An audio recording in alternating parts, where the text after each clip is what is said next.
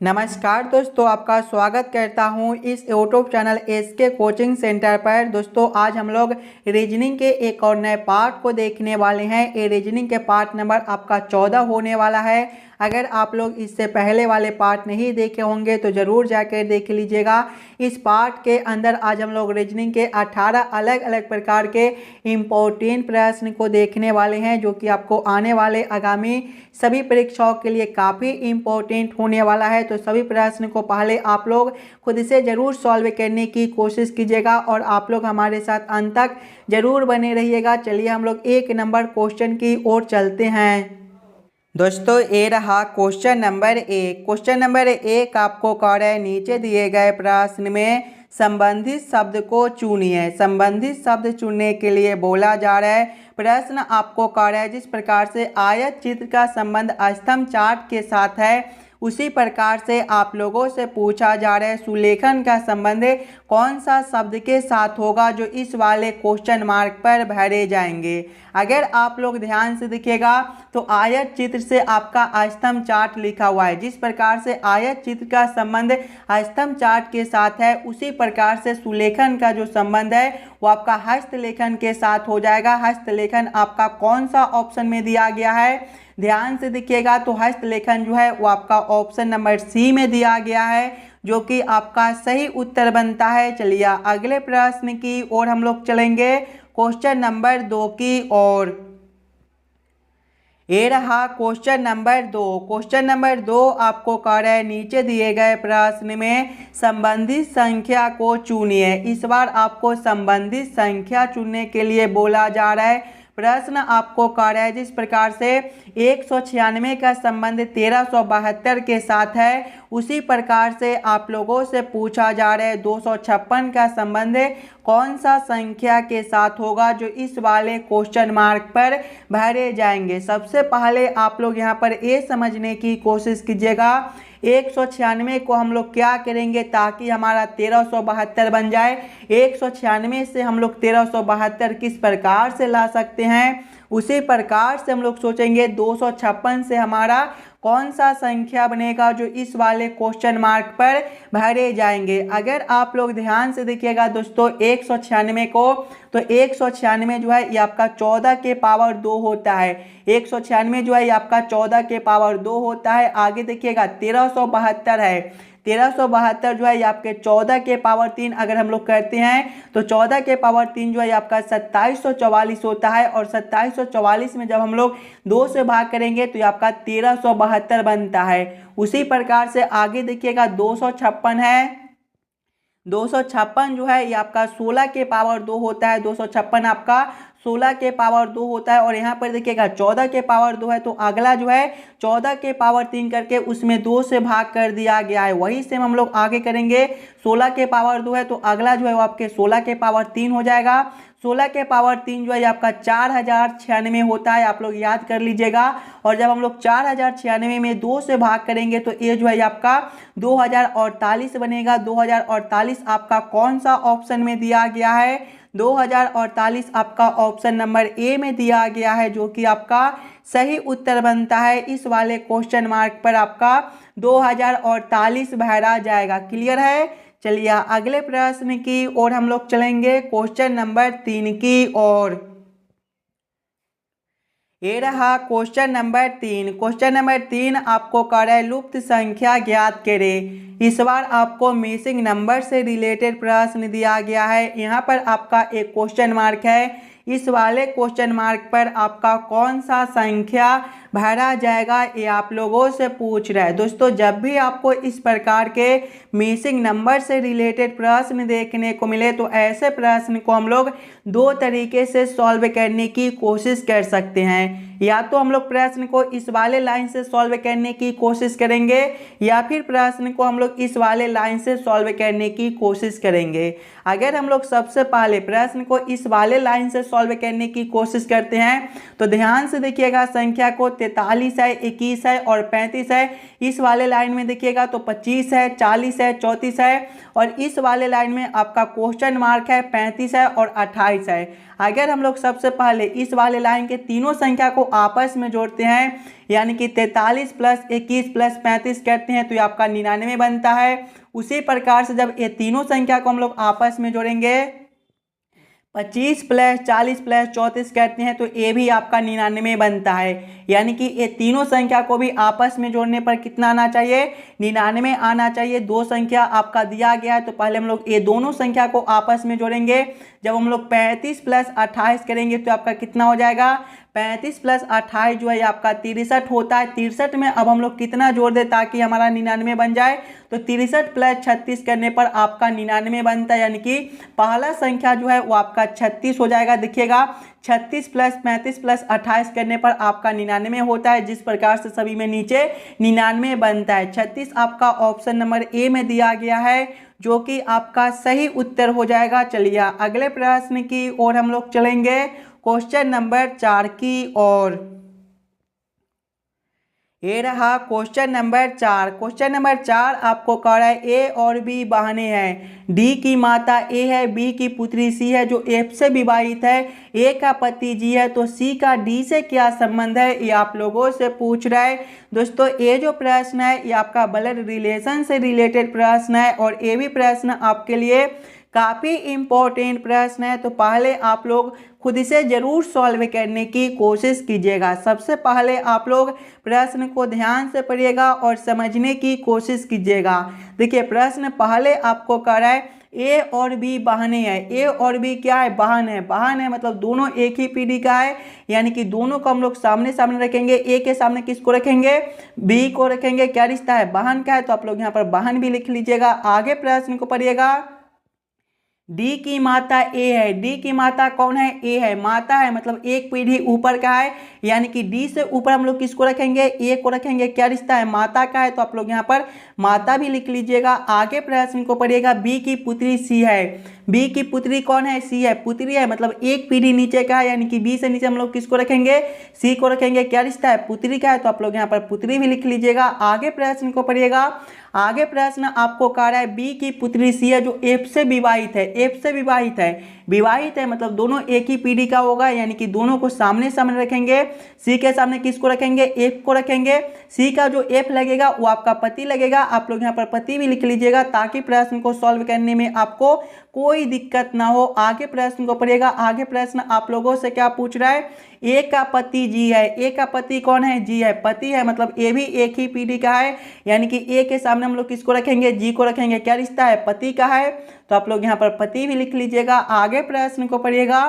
आगे प्रश्न आप लोगों से पूछ रहा है सी का डी से क्या संबंध है। देखिए सी और डी आपका यहाँ पर है, ये दोनों का रिश्ता आप लोगों से पूछ रहा है। अगर आप लोग ध्यान से देखिएगा तो डी की माता ए है और ए के बहन बी है और बी की पुत्री सी है, यानी कि आपके माँ के बहन की पुत्री आपका कौन लगेगा, आपके माँ के बहन का जो पुत्री है वो आपका मौसेरी बहन लगेगा। मौसेरी बहन आपका ऑप्शन नंबर ए में दिया गया है, जो कि आपका सही उत्तर बनता है। चलिए अगले प्रश्न की ओर हम लोग चलेंगे, क्वेश्चन नंबर 5 की ओर। ये रहा क्वेश्चन नंबर 5। क्वेश्चन नंबर 5 जो है ये आपका वेन आरेख, वेन डायग्राम से रिलेटेड प्रश्न है।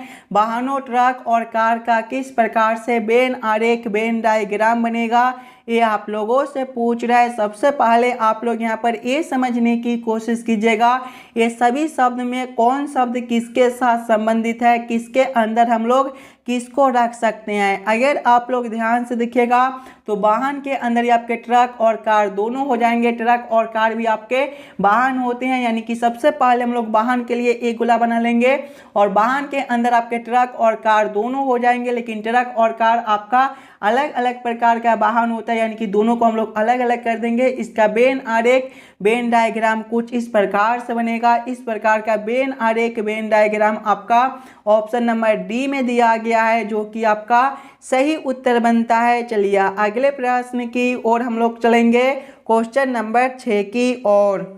ये रहा क्वेश्चन नंबर 6। क्वेश्चन नंबर 6 जो है ये आपका कथन और निष्कर्ष से रिलेटेड प्रश्न है। और जब भी आपको इस प्रकार के कथन और निष्कर्ष से रिलेटेड प्रश्न देखने को मिले तो सबसे पहले आप लोग सभी कथन को ध्यान से पढ़िएगा और उस सभी कथन को आप लोग वेन आरेख वेन डायग्राम पर सेट कर लीजिएगा ताकि प्रश्न को सॉल्व करने और समझने में आपको आसानी हो। देखिए कथन एक आपको कह रहा है कुछ सुंदर बुद्धिमान है। कुछ सुंदर क्या है? बुद्धिमान है, यानी कि ये जो आरेख है आपका सुंदर के लिए हो जाएगा और ये जो आरेख है आपका बुद्धिमान के लिए हो जाएगा। आप लोग नाम भी लिख लीजिएगा। ये जो आरेख है आपका सुंदर के लिए है तो आप लोग यहाँ पर सुंदर भी लिख लीजिएगा ताकि प्रश्न को सॉल्व करने में आपको कोई दिक्कत ना हो। और ये जो आरेख है आपका बुद्धिमान के लिए है तो आप लोग यहाँ पर बुद्धिमान भी लिख लीजिएगा। आगे कथन को ध्यान से पढ़िएगा और समझने की कोशिश कीजिएगा। आगे कथन आपको कह रहा है सभी बुद्धिमान बेटियां है। सभी बुद्धिमान क्या है? बेटियां है, यानी कि बेटिया के अंदर जो है वो आपके बुद्धिमान हो जाएंगे, यानी कि ये जो आरेख है ये आपका बेटिया के लिए हो जाएगा। तो आप लोग यहाँ पर बेटिया भी लिख लीजिएगा ताकि प्रश्न को सॉल्व करने में आपको कोई दिक्कत ना हो। अब आप लोग इस वाले वेन आरेख वेन डायग्राम के आधार पर निष्कर्ष को सही या फिर गलत कीजिएगा। देखिए निष्कर्ष एक आपको कह रहा है कुछ बुद्धिमान सुंदर है। देखिएगा बुद्धिमान के लिए जो आरेख बनता है वो आपका ए वाला आरेख बुद्धिमान के लिए है और ए वाला आरेख आपका सुंदर के लिए है। ये दोनों आरेख आपके आपस में कुछ जुड़े हुए हैं, यानी कि कुछ बुद्धिमान आपके सुंदर हो सकते हैं। ये निष्कर्ष आपका सही निकलता है। निष्कर्ष 2 को देखिएगा कुछ बेटियां बुद्धिमान है। देखिएगा बुद्धिमान के लिए जो आरेख है वो आपका यहाँ पर दिया गया है और बेटिया के लिए आरेख आपका यहाँ पर है। बेटिया के अंदर ही आपका बुद्धिमान दिया गया है, यानी कि कुछ बेटियां आपके बुद्धिमान हो सकता है। ये भी निष्कर्ष जो है वो आपका सही निकलता है। निष्कर्ष 3 को देखिएगा यहाँ पर 2 दिया गया है लेकिन ये आपका निष्कर्ष 3 है। कुछ सुंदर बेटियां है। देखिए सुंदर के लिए आरेख आपका यहाँ पर है और बेटिया के लिए आरेख जो है वो आपका यहाँ पर है। ये दोनों आरेख भी आपके आपस में कुछ जुड़े हुए हैं, यानी कि कुछ सुंदर भी आपका बेटिया हो सकता है। ये भी निष्कर्ष आपका सही बनता है। तीनों निष्कर्ष आपके सही निकलते हैं। कौन सा ऑप्शन में सभी निष्कर्ष को सही किया गया है? ऑप्शन नंबर डी में देखिएगा तो सभी निष्कर्ष सही है, यानी कि क्वेश्चन नंबर 6 का आपका ऑप्शन नंबर डी जो है सही उत्तर हो जाएगा। चलिए अगले प्रश्न की ओर हम लोग चलेंगे, क्वेश्चन नंबर 7 की ओर। ये रहा क्वेश्चन नंबर 7। क्वेश्चन नंबर 7 आपको कह रहा है नीचे दिए गए प्रश्न में संबंधित आकृति को चुनिए। यहाँ पर आपका एक प्रश्न आकृति दिया हुआ है और यहाँ पर एक क्वेश्चन मार्क है। इस वाले क्वेश्चन मार्क पर आपका कौन सा आकृति भरा जाएगा ये आप लोगों से पूछ रहा है। जब भी आपको इस प्रकार के प्रश्न देखने को मिले तो सबसे पहले आप लोग यहाँ पर ये समझने की कोशिश कीजिएगा ये तीनों आकृति आपके आपस में किस प्रकार से संबंधित है। इसी प्रकार के अगला आपका आकृति कौन सा बनेगा जो इस वाले क्वेश्चन मार्क पर भरे जाएंगे। अगर आप लोग ध्यान से देखिएगा तो ये दोनों आकृति आपके एक ही प्रकार के आकृति दिया गया है। जब हम लोग इस वाले आकृति को 90 डिग्री घुमाते हैं तो ये आपका कुछ इस प्रकार का आकृति बनेगा और इसमें देखिएगा तो इस प्रकार के जो आपके चिन्ह है ये आपके 3 दिए गए हैं तो इसमें आपका 1 कमाकर 2 कर दिया गया है। आगे देखिएगा जब इस वाले आकृति को हम लोग 90 डिग्री घुमाएंगे तो ये आपका कुछ इस प्रकार का आकृति बनेगा और इसमें 2 चिन्ह है तो इसमें आपका 1 कमाकर 1 कर दिया गया है। यानी कि आगे जब हम लोग इस वाले आकृति को 90 डिग्री घुमाएंगे तो आपका किस प्रकार का आकृति बनेगा।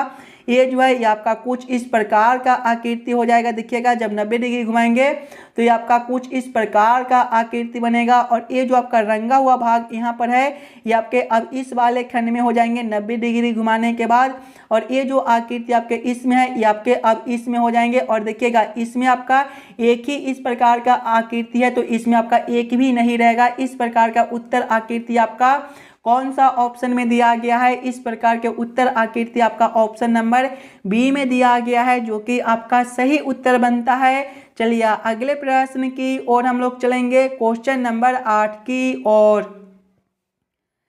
ये रहा क्वेश्चन नंबर 8। क्वेश्चन नंबर 8 आपको कह रहा है विषम आकृति को पहचान करें। इस बार आपको विषम आकृति चुनने के लिए बोला जा रहा है और जब भी आपको विषम आकृति चुनने के लिए बोले तो सबसे पहले आप लोग ये चारों आकृति को ध्यान से देखिएगा और समझने की कोशिश कीजिएगा। ये चारों आकृति में आपका सबसे अलग आकृति कौन सा दिया गया है। अगर आप लोग ध्यान से देखिएगा तो आकृति सी में देखिए इस प्रकार के जो बिंदु है इसका संख्या सबसे ज़्यादा दिया गया है। सभी में अगर आप लोग ध्यान से देखिएगा तो 3 3 6, 3 2 5 और 3 8 8 दिए गए हैं। सभी में देखिएगा तो 8 8 बिंदु है और इसमें देखिएगा तो 3 3 6, 2 8, 3 11 और 3 14 बिंदु दिए गए हैं, यानी कि सबसे अलग आकृति आपका सी बनता है। तो क्वेश्चन नंबर 8 का आपका ऑप्शन नंबर सी जो है सही उत्तर हो जाएगा। चलिए अगले प्रश्न की ओर हम लोग चलेंगे, क्वेश्चन नंबर 9 की ओर। ये रहा क्वेश्चन नंबर 9। क्वेश्चन नंबर 9 आपको कह रहा है नीचे दिए गए श्रृंखला को पूरा करें। इस बार आपको श्रृंखला सीरीज से रिलेटेड प्रश्न दिया गया है। एक श्रृंखला सीरीज दिया हुआ है और यहाँ पर क्वेश्चन मार्क है। इस वाले क्वेश्चन मार्क पर आपका कौन सा संख्या भरा जाएगा ये आप लोगों से पूछ रहा है। सबसे पहले आप लोग श्रृंखला सीरीज को ध्यान से देखिएगा। श्रृंखला सीरीज को देखिएगा तो देखिए 1 से 2 है, यहाँ पर जो है वो +1 कर दिया गया है। आगे देखिएगा 2 से आपका 4 है, +2 है, 4 से आपका 7 है, +3 है और आगे आपका क्वेश्चन मार्क है। ध्यान से देखिएगा +1 है, +2 है, +3 है, यानी कि अगला आपका +4 हो जाएगा। 7 + 4 आपका 11 होता है, यानी कि इस वाले क्वेश्चन मार्क पर आपका 11 भरा जाएगा। और 11 से आगे देखिएगा तो आपका 16 है, यानी कि यहाँ पर आपका +5 है। देखिए +4 तो अगला +5 भी दिया गया है। 11 आपका ऑप्शन नंबर सी में दिया गया है जो कि आपका सही उत्तर बनेगा। चलिए अगले प्रश्न की ओर हम लोग चलेंगे, क्वेश्चन नंबर 10 की ओर। ये रहा क्वेश्चन नंबर 10। क्वेश्चन नंबर 10 आपको कह रहा है एक लड़का 20 मीटर पूरब की ओर दौड़ता है और फिर दाएं मुड़कर 10 मीटर दौड़ता है, फिर दाएं मुड़कर 9 मीटर दौड़ता है, फिर बाएं मुड़कर 5 मीटर दौड़ता है तथा फिर बाएं मुड़कर 12 मीटर दौड़ता है, अंततः बाएं मुड़कर 6 मीटर दौड़ता है। अब उस लड़के के चेहरे के सामने कौन सी दिशा है ये आप लोगों से पूछ रहा है। जब भी आपको इस प्रकार के प्रश्न देखने को मिले तो सबसे पहले आप लोग ये याद कर लीजिएगा, दिशा में जो है वो आपका पूरब देखिएगा तो ए वाला दिशा होता है, पश्चिम आपका ए वाला दिशा होता है, उत्तर आपका ऊपर की ओर होता है और दक्षिण आपका नीचे की ओर होता है। अब आप लोग प्रश्न को ध्यान से पढ़िएगा और समझने की कोशिश कीजिएगा। देखिए प्रश्न पहले आपको कह रहा है एक लड़का 20 मीटर पूरब की ओर दौड़ता है। देखिए पूरब आपका ए वाला दिशा है, यानी कि पहले लड़का ए वाला दिशा में 20 मीटर दौड़ता है। आगे प्रश्न को पढ़िएगा, फिर दाएं मुड़कर 10 मीटर दौड़ता है। जब यहाँ से दाएं ओर मुड़ेगा तो इसका दिशा ए वाला हो जाएगा, यानी कि ए वाला दिशा में 10 मीटर दौड़ता है। फिर दाएं मुड़कर 9 मीटर दौड़ता है। जब यहाँ से दाएं मुड़ेगा तो ए वाला दिशा में 9 मीटर दौड़ता है। आगे प्रश्न को पढ़िएगा, फिर बाएं मुड़कर 5 मीटर दौड़ता है। जब यहाँ से बाएं ओर मुड़ेगा तो इसका दिशा ए वाला हो जाएगा, यानी कि ए वाला दिशा में 5 मीटर दौड़ता है। फिर बाएं मुड़कर 12 मीटर दौड़ता है। जब यहाँ से बाएं ओर मुड़ेगा तो इसका दिशा ए वाला हो जाएगा, यानी कि ए वाला दिशा में 12 मीटर दौड़ता है। आगे प्रश्न को पढ़िएगा, आगे प्रश्न आपको कह रहा है अंततः बाएं मुड़कर 6 मीटर दौड़ता है। जब यहाँ से बाएं ओर मुड़ेगा तो इसका दिशा जो है ए वाला दिशा हो जाएगा, यानी कि ए वाला दिशा में वह 6 मीटर दौड़ता है। आगे प्रश्न को पढ़िएगा, अब उस लड़के के चेहरे के सामने कौन सी दिशा है। देखिए उस लड़के के चेहरे के सामने ऊपर वाला दिशा है, ऊपर वाला दिशा जो है वो आपका उत्तर दिशा है। उत्तर आपका ऑप्शन नंबर सी में दिया गया है जो कि आपका सही उत्तर बनेगा। चलिए अगले प्रश्न की ओर हम लोग चलेंगे, क्वेश्चन नंबर 11 की ओर। ये रहा क्वेश्चन नंबर 11। क्वेश्चन नंबर 11 आपको कह रहे यदि फादर को HCVJGT के रूप में कोडित किया जाता है तो शिप को कैसे कोडित किया जाएगा ये आप लोगों से पूछ रहा है। ये जो प्रश्न है ये आपका कोडिंग डिकोडिंग से रिलेटेड प्रश्न है। और जब भी आपको इस प्रकार के प्रश्न देखने को मिले तो सबसे पहले आप लोग यहाँ पर ये समझने की कोशिश कीजिएगा फादर से आपका एक कोड किस प्रकार से लिखा हुआ है, उसी प्रकार से आप लोग सोचेगा शिप से आपका क्या कोड बनेगा। अगर आप लोग ध्यान से देखिएगा फादर को तो फादर जो है ये आपके FATHER से मिलकर बनता है। और इसका कोड को देखिएगा तो इसका कोड जो दिया गया है वो आपका पहले H है, उसके बाद C है, फिर V है, उसके बाद G है, उसके बाद G है और उसके बाद T है। अगर आप लोग ध्यान से देखिएगा सिंगल अक्षर को तो देखिए F से आपका H है, यहाँ पर +2 कर दिया गया है। A से आपका C है +2 है, टी से देखिए आपका भी है +2 है, एच से आपका जे है +2 है, आगे देखिए ई से आपका जी है +2 है और आर से आपका टी है +2, यानी कि फादर के सभी अक्षर में +2 कर दिया गया है। वही से हम लोग सिप के साथ करेंगे। सिप जो है आपके एस एच आई पी से मिलकर बनता है, इसके भी सभी अक्षर में हम लोग +2 करेंगे। देखिए जब हम लोग एस +2 करेंगे तो कौन सा अक्षर बनेगा, एच जो है ए बी सी डी के क्रम में 19वें नंबर पर होता है, 19 + 2 आपका 21 और 21वें पर आपका यू होता है। आगे देखिएगा एच है, एच आपके 8वें नंबर पर होता है, 8 + 2 आपका 10 और 10वें पर जे होता है। आगे आपका आई है, ये आपका 9वें नंबर पर होता है, 9 + 2 आपका 11 और 11वें पर आपका के होता है। आगे पी है, पी जो है ये आपके 16वें नंबर पर होता है, 16 + 2 आपका 18 और 18वें पर आपका आर होता है। कौन सा ऑप्शन में आपका यू जे के आर दिया गया है, ध्यान से देखिएगा। तो यू जे के आर आपका ऑप्शन नंबर डी में दिया गया है, जो कि आपका सही उत्तर बनता है। चलिए अगले प्रश्न की ओर हम लोग चलेंगे, क्वेश्चन नंबर 12 की ओर। ये रहा क्वेश्चन नंबर 12। क्वेश्चन नंबर 12 आपको कह रहे यदि शीशे को स्टिक कहा जाए, स्टिक को नीब और नीब को सुई, सुई को रस्सी तथा रस्सी को धागा कहा जाए तो किसी पेन में लिखने के लिए क्या लगाना होगा।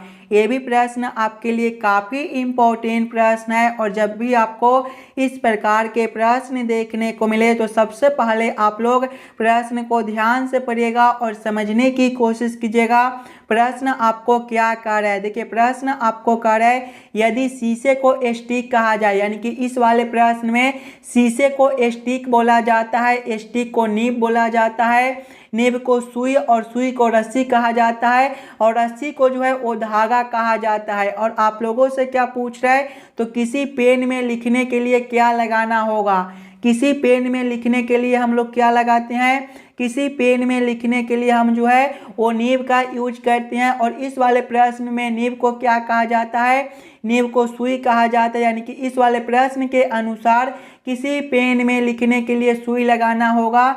सुई आपका ऑप्शन नंबर सी में दिया गया है, जो कि आपका सही उत्तर बनेगा। चलिए अगले प्रश्न की ओर हम लोग चलेंगे, क्वेश्चन नंबर 13 की ओर।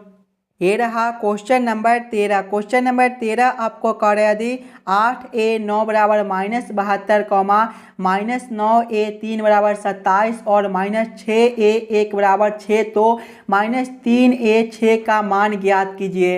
ये भी प्रश्न आपके लिए काफ़ी इम्पोर्टेंट प्रश्न है और जब भी आपको इस प्रकार के प्रश्न देखने को मिले तो सबसे पहले आप लोग ये समझने की कोशिश कीजिएगा यहाँ पर आपका 8 और 9 से -72 किस प्रकार से लिखा हुआ है, -9 और 3 से 27 किस प्रकार से लिखा हुआ है, -6 और 1 से 6 किस प्रकार से लिखा हुआ है। उसी प्रकार से आप लोग सोचेगा -3 और 6 से आपका कौन सा संख्या बनेगा। सबसे पहले हम लोगों को क्या करना है, 8 और 9 से -72 लाना है। देखिए बीच में आपका यहाँ पर किसी भी प्रकार का सिंबल दे दे, ए का दे दे, हज का दे दे, गुना का दे दे, भाग का दे दे, उससे हमें कोई मतलब नहीं है। बस हम लोगों को ये समझना है कि हम लोग 8 और 9 में -72 किस प्रकार से ला सकते हैं। अगर हम लोग सबसे पहले देखिएगा पहला संख्या 8 है तो पहला संख्या में माइनस लगाएंगे, यानी कि -8 करेंगे, गुना करेंगे दूसरा संख्या आपका 9 है, -8 × 9 जो है आपका -72 होता है। वही से हम आगे करेंगे,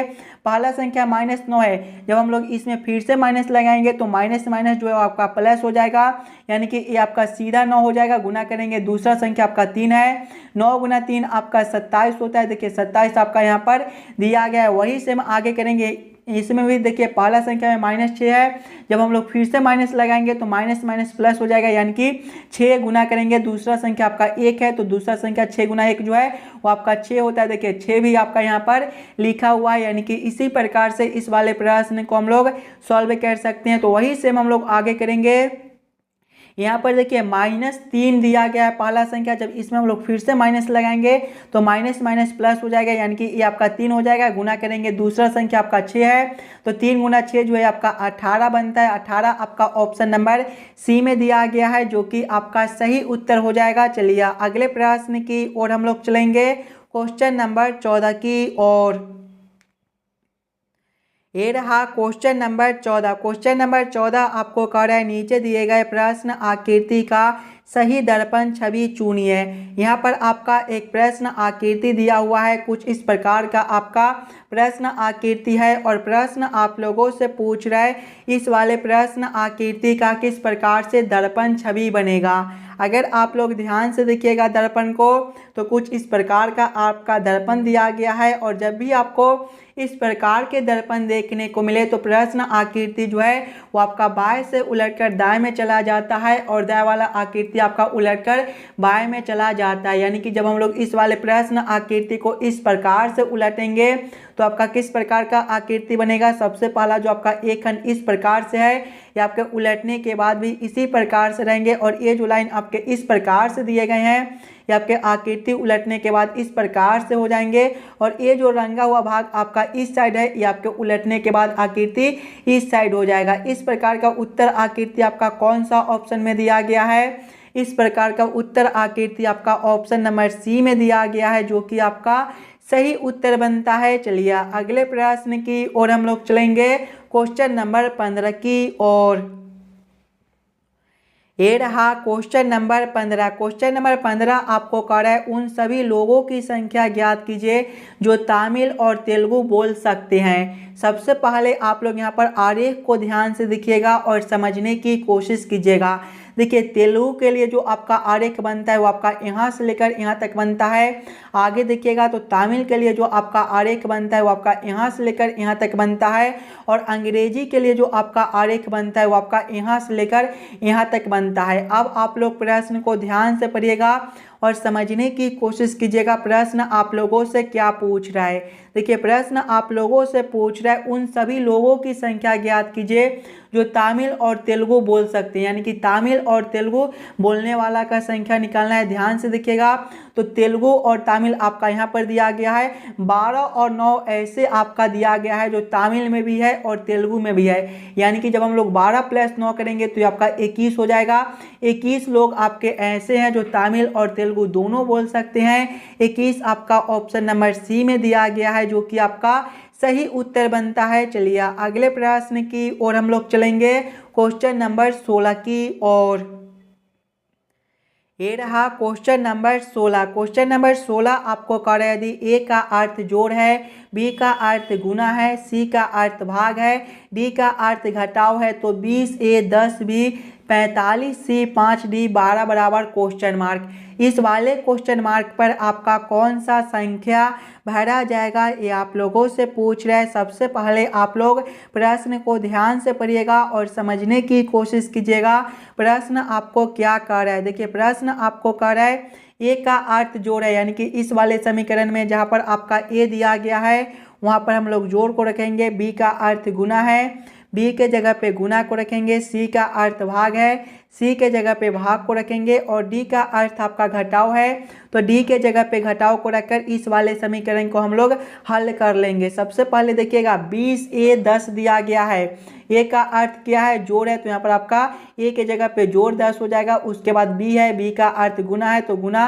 45 हो जाएगा। उसके बाद सी है, सी का अर्थ भाग है तो भागा 5 हो जाएगा। उसके बाद डी है, डी का अर्थ घटाव है तो घटाव 12 हो जाएगा। जब इस वाले समीकरण को हम लोग हल करेंगे तो सबसे पहले भाग के काम करेंगे, उसके बाद गुना के, उसके बाद घटाव के और उसके बाद जोड़ के। ध्यान से देखिएगा तो 20 प्लस करेंगे 10 गुना करेंगे 45 भागा 5 जो है ये आपका 9 होता है, माइनस करेंगे 12। यहाँ पर देखिएगा 20 प्लस करेंगे 10 गुना 9 जो है आपका 90 हो जाएगा, माइनस करेंगे 12। ध्यान से देखिएगा तो 20 + 90 जो है ये आपका 110 होता है। 110 - 12 जो है ये आपका 98 हो जाएगा। 98 आपका ऑप्शन नंबर सी में दिया गया है, जो कि आपका सही उत्तर बनता है। इस वाले क्वेश्चन मार्क पर आपका 98 भरा जाएगा। क्लियर है। चलिए अगले प्रश्न की ओर हम लोग चलेंगे, क्वेश्चन नंबर 17 की ओर।